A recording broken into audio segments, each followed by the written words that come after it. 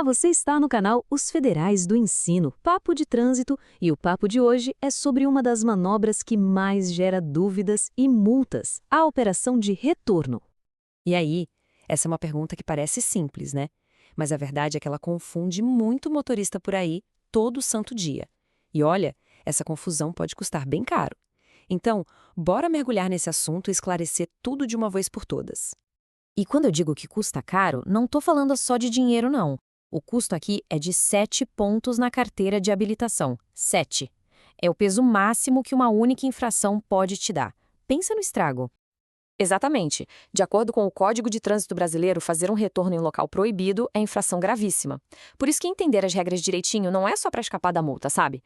É uma questão de segurança e de responsabilidade com todo mundo no trânsito. Bom, então vamos começar pelo básico, né? Pelos sinais mais claros, aqueles que não deixam nenhuma margem para dúvida. Existem duas situações principais que praticamente gritam na sua frente. Não faça o retorno. São os dois mandamentos da proibição de retorno. Primeiro, as placas específicas que dizem proibido retornar. Segundo, a famosa faixa contínua, amarela, tanto faz se ela é simples ou dupla. Se você der de cara com um desses dois, a regra é clara. O retorno ali é proibido. Fim de papo.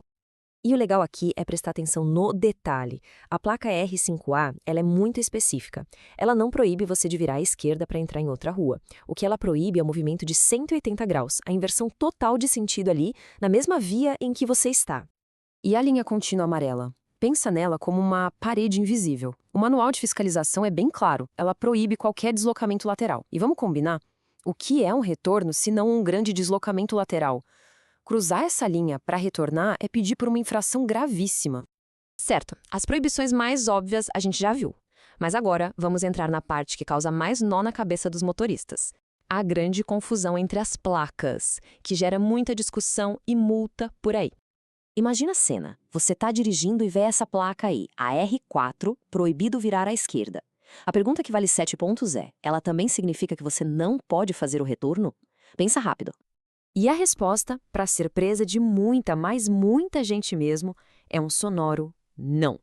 Pode acreditar, essa é talvez uma das informações mais mal compreendidas de todo o nosso Código de Trânsito. E isso não é opinião minha, não é achismo. Está escrito com todas as letras no Manual Brasileiro de Fiscalização de Trânsito. O documento oficial, a regra do jogo, diz claramente: a placa que proíbe virar não proíbe retornar. Então, o pulo do gato está em entender a diferença. Conversão é uma coisa, retorno é outra. Conversão é quando você muda de via, entra numa rua à direita ou à esquerda. Retorno é quando você dá meia volta, inverte o sentido na mesma via.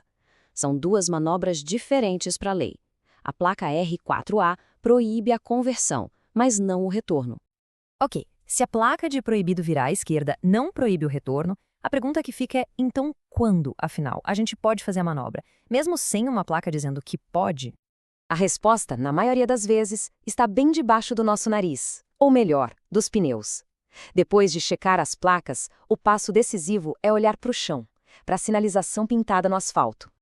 E aqui a regra fica bem visual. Se a linha amarela for contínua, já sabemos, é proibido, é um muro. Mas se a linha for seccionada, aquela tracejada, aí a história é outra. O manual é claro. Fazer o retorno sobre ela não é infração. Por quê? Porque a linha tracejada permite o deslocamento lateral. Para facilitar a nossa vida na correria do trânsito, vamos juntar tudo isso num checklist bem prático. Pensa nele como uma colinha mental para você usar na hora de tomar decisão. Então, vamos resumir? Viu a placa de proibido retornar ou a linha é contínua? A resposta é não, retorno proibido. Por outro lado, se a placa for de proibido virar à esquerda e a linha no chão for tracejada, aí a resposta é sim, o retorno é permitido. Mas claro, com aquela condição de ouro, sempre com total segurança e sem atrapalhar o fluxo. Simples assim. A ideia aqui é essa. Com essa informação bem clara, a direção de todo mundo pode ficar mais segura, mais consciente. Conhecer a regra não é só para evitar multa, é para tomar decisões melhores e mais seguras quando a gente está ao volante. Federais do Ensino, um papo melhor para um mundo melhor. Produzido por J. Nascimento. E aí, gostou deste conteúdo? Ajudou a esclarecer? Então não se esqueça de deixar o seu like e seguir as nossas redes sociais. O e-mail é federaisdoensino.papodetransito@gmail.com.